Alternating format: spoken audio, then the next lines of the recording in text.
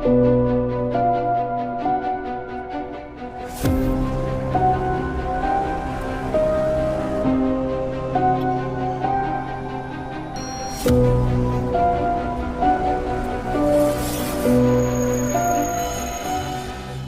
balosi haqida ko'p gapirishadi, nasihatlar qilishadi. Bugun biz ham shu haqda so'zlamoqchimiz. Yo, nasihat qilmoqchi emasmiz. Shu og'u ortidan sodir etilgan mudhish bir jinoyat haqida, uning og'ir oqibatlari haqida ko'rsatmoqchimiz xolos.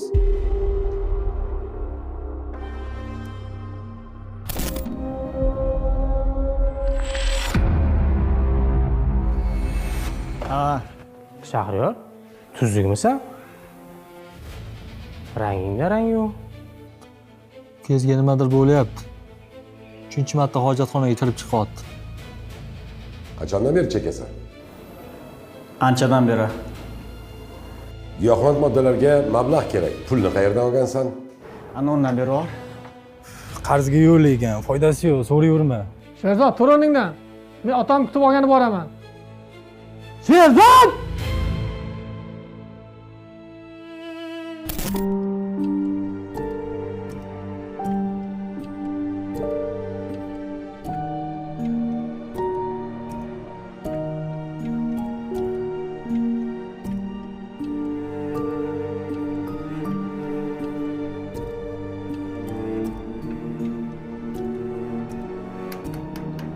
Qo'shni?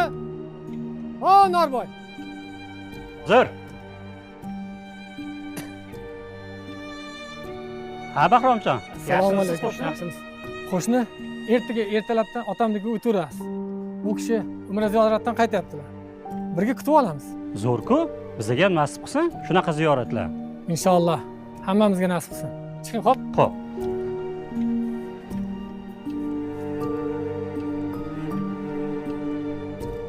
Bu voqea 2022-yilning 12-may kuni Samarqand viloyatining Urgut tumanida bo'lgan edi. Bu qo'shni ertasiga hojilardan xabar olgani bordi, ammo Bahromdan darak bo'lmadi.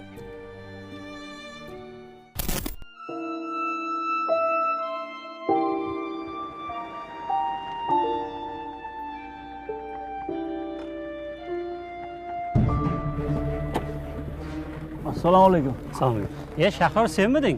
Ha, nima deysiz? Bugun bobonglar aka sen ham dadang ham bormadingmi? Tinchlikmi? Yo, dadam bilan akam tong saharlab Toshkentga ketganlar, jo'ja olib kelamiz deb. O'zing qayerdan kelyapsan? Men mana yoz kelib qoldi. Hovlimni oldini basseyn qildirmoqchi edim. Shunga ustalarni gaplashib kelyapman. Chiqing bizdan aka.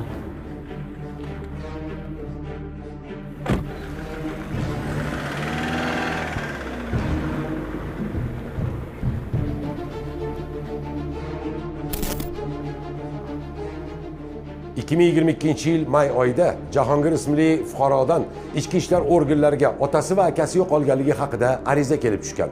U o'z ko'rsatmasida yaqinlari Toshkentga biznes uchun molga ketganligini, shundan boshlab ularni hech kim ko'rmaganligini bildirib o'tgan. Zudlik bilan tezkor tergov guruhi tuzilib, qidiruv boshlandi.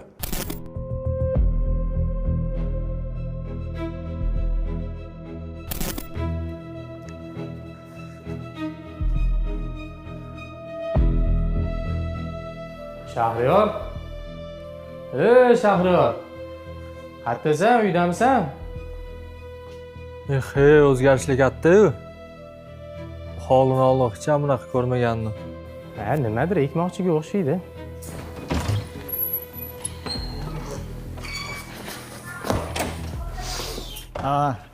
Shahriyor, tuzukmisan? Rangingda rang yo'q. Yo'q, o'zim. Hammasi yaxshi, tinchlikmi?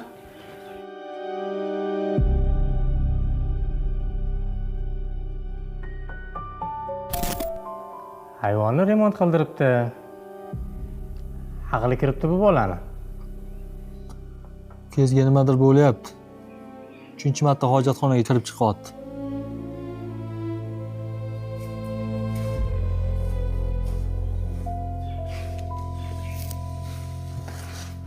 Nima bo'lyapti? Maziz bo'lmayaptimi? Ha? Hammasi yaxshi.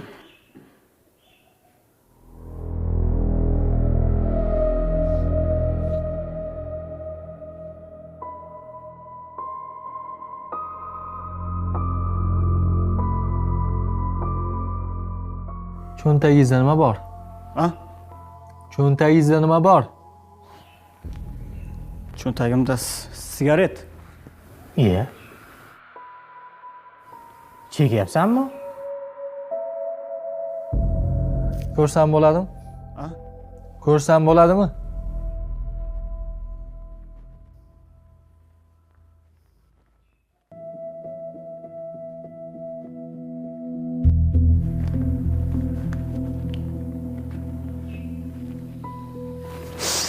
Sherzod bilan 2 yil Rossiyada bo'lib, yo'g'imizni o'rgangan shekilli.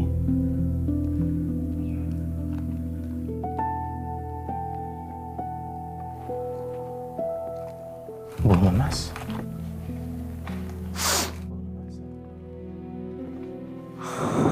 Men bilan ichki ishlarga borishingizga to'g'ri keladi.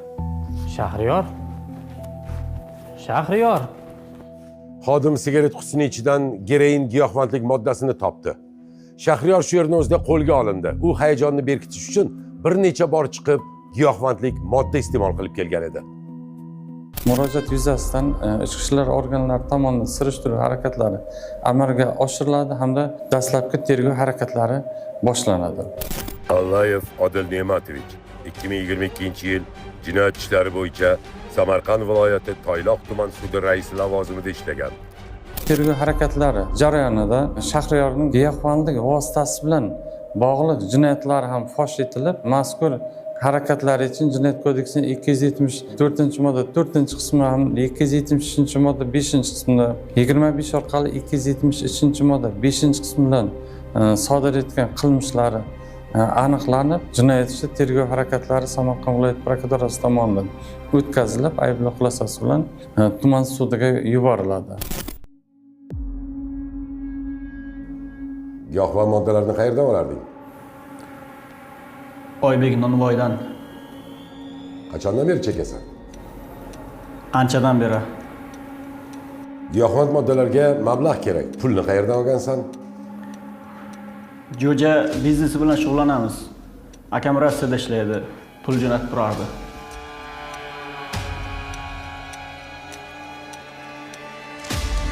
Giyohvand moddalarga alohida javobgarlik bor. Biroq ota-bola qani? Ular qayerga yo'qoldi? Savol ko'p, javob yo'q edi.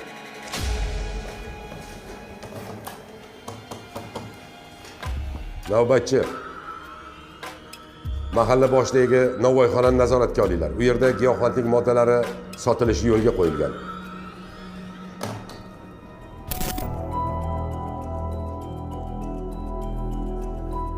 Ichki ishlar organlari xodimlari surishtiruvni jadallik bilan davom ettirishardi. Bu jarayonda g'alati holatlar yuzaga chiqa boshladi. Shahriyor bir qo'shnisiga bergan ma'lumotida akam Toshkentda avariyaga uchradi, otam esa uni ko'rgani ketdi degan xabarni aytgan. Bu xabar ichki ishlar organlari xodimlarini hushyor torttirdi.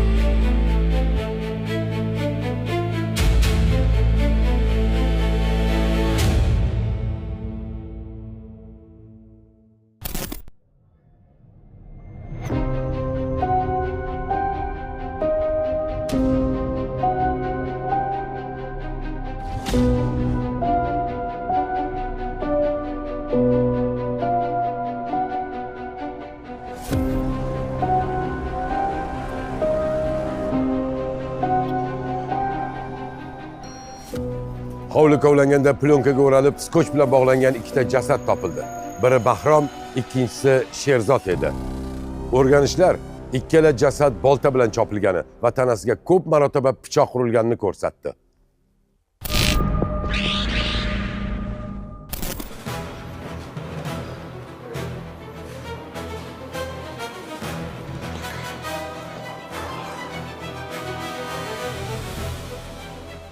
Aka bilan otangni nega o'ldirding? O'zlaridan o'tdi. Asabimga tegdi. Senga kim yordam berdi? Hech kim. O'zim qildim hammasini.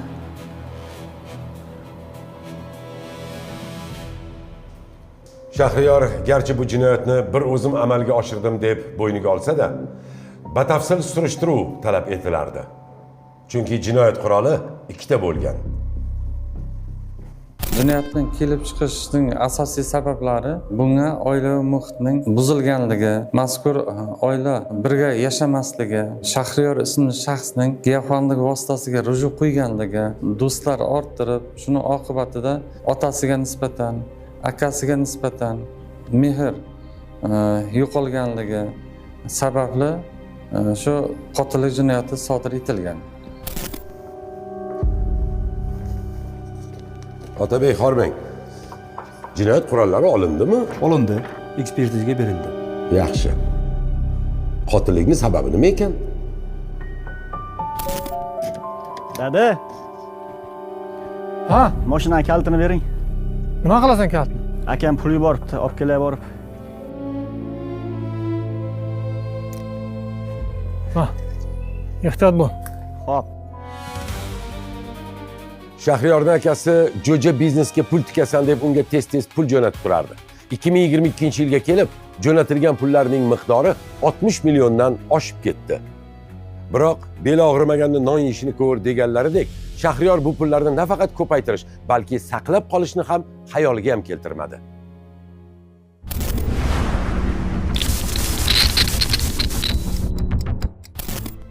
Ya, assalomu alaykum, hormasizlar. Charchamayapsizlarmi? Ya, keling aka, hormasizlar. 4 ta non.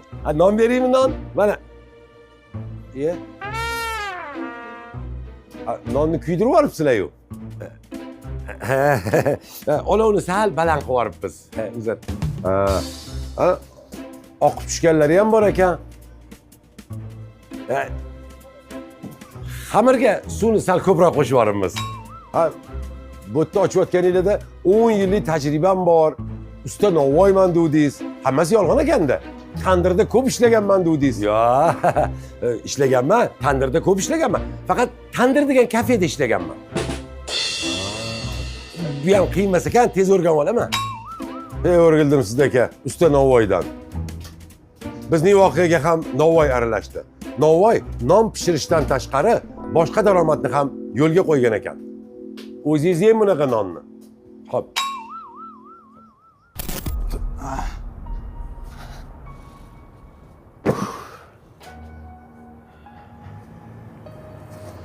Oybek, Shahriyor. yaxshimisan? Charchyapsanmi? Sonlar yaxshimi? Ke, nimaga? Haling, anondan beri bor. Qarzga yo'qlaygan, foydasi yo'q, so'rayverma. Bermayman Yo'q, qarzga. qarzga emas, ozroq bor-ku. Mana shuni olib turgan. Olib kelib beraman. Rossiyadan pul kelyapti. Hozir shuni olib tur.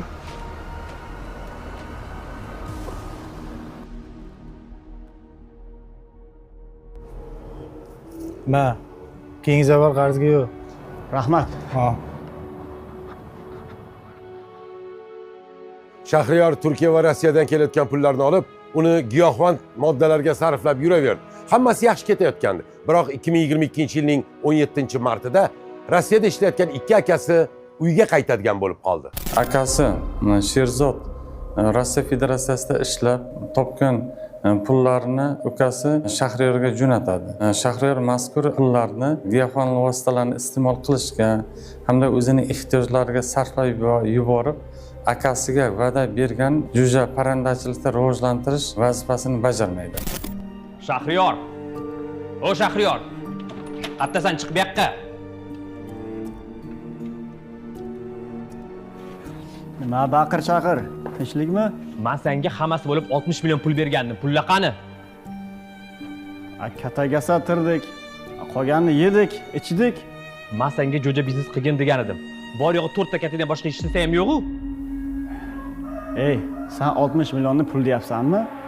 Pul bo'lmasa qani topkinchi ko'ramiz. Men bilmayman, pulni joyga qo'yib qo'ysan, tushundingmi?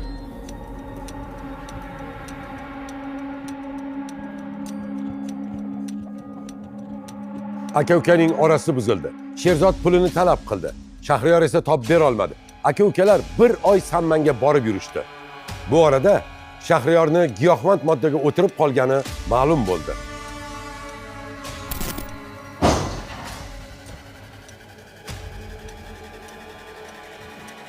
Dada, bu nashavand erkatoyingizni davolatmasak bo'lmaydi.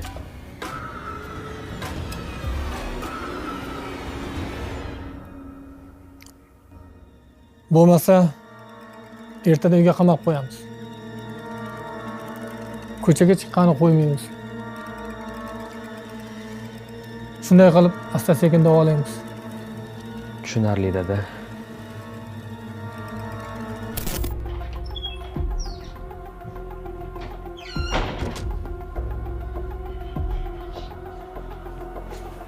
Sanga yo'l bo'lsin. Ish bor. Kir uyga. Hech qayerga bormaysan. Dada, ish bor deyapman sizga. Sanga kirdiryaptilar.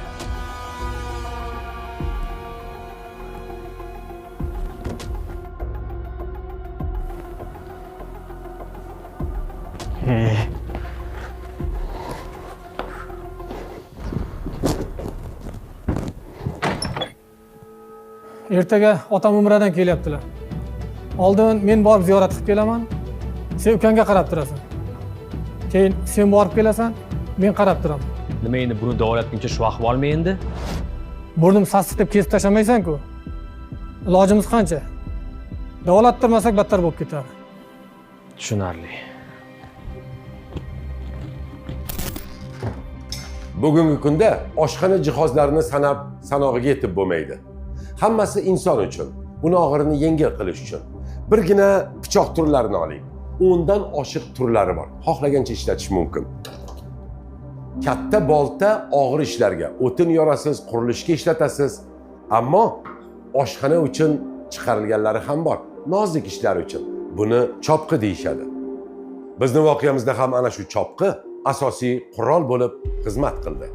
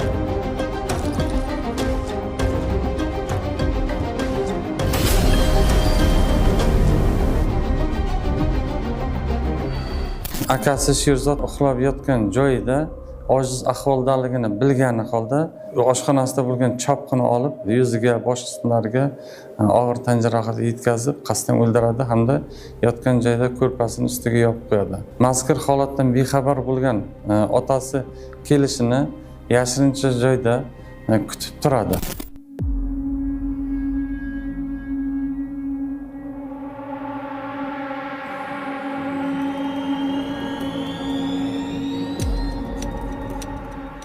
Sherzod! Sherzod, tur o'rningdan. Men otam kutib olgani boraman. Tahorat olib keling.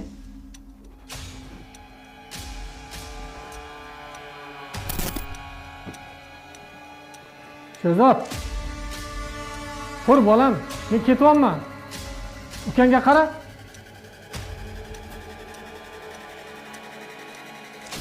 Sherzod.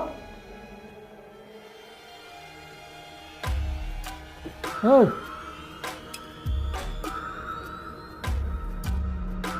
Sherzod! Sherzod!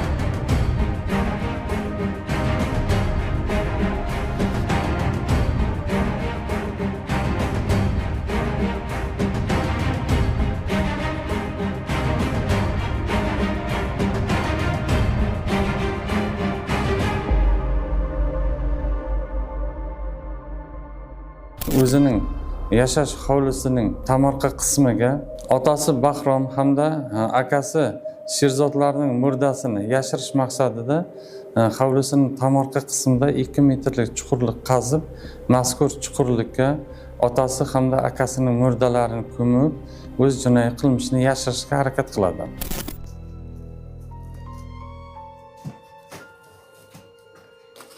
Oybek, Shahriyor, ke. yaxshimisan? Tuzumsan? Ha, kalla safarlab. Non kerakmi? Qanaqa non? Doridan bormi? Bor, pul bo'lsa topsa bo'ladi, qarzga yo'q lekin. Pul muammo emas. Rossiyadan pul kelgan. Hozircha bir qadoq ber. Qolganini sekin-sekin olib kelib beraman. Bo'ldi, kutib turamiz chiqam. Bo'la qol.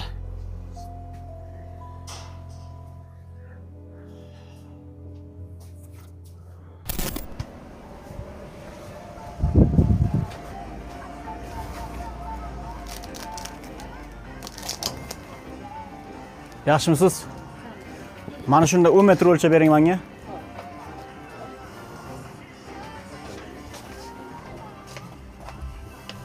metr. Shahriyor o'sha kuni xo'jalik mollari do'konidan plyonka va skoch olib, otasi va akasini jasadlarini o'rab qo'ydi. Sud jarayonlarining yakuni bilan Shahriyor o'z aybiga iqrorlik bildirib, qilmishdan pushaymonlik bildirgan bo'lsa-da, sud uning jinoyatining ijtimoiy xavflilik darajasini, sodir etgan qilmishlari o'ta og'ir jinoyatlar turiga kirishligini hamda bir nechta jinoyatni bir vaqtda sodir etganligini inobatga olib, qilmishlari uchun Jinoyat kodeksining 59-moddasi tartibida 20 yil muddatga ozodlikdan mahrum qilish jazosi tayinlangan hamda mazkur jazoni umumiy tartib koloniyada o'tash belgilangan. Biz sun'iy ongdan qo'rqamiz. Ular bizni o'rnimizni egallab olishi mumkin. Bir kun kelib odamzodni qirg'in qilishi mumkin deb o'ylaymiz. Nega qo'rqamiz? Chunki bu narsa inson ongining raqamlardagi inikosi, inson aqlining andozasi. Shuning bilan qo'rqinchli. Biroq ongimiz dahshatli qurolga aylanib ketishi mumkinligini bila turib ham farzandlar tarbiyasini bee'tibor qoldiramiz. Farzandlar ongini boy berish, uni jismonan boy berish bilan barobardir. Balkim undan ham dahshatliroq. Xulosa qiling, tergovning o'tkiri hali oldinda.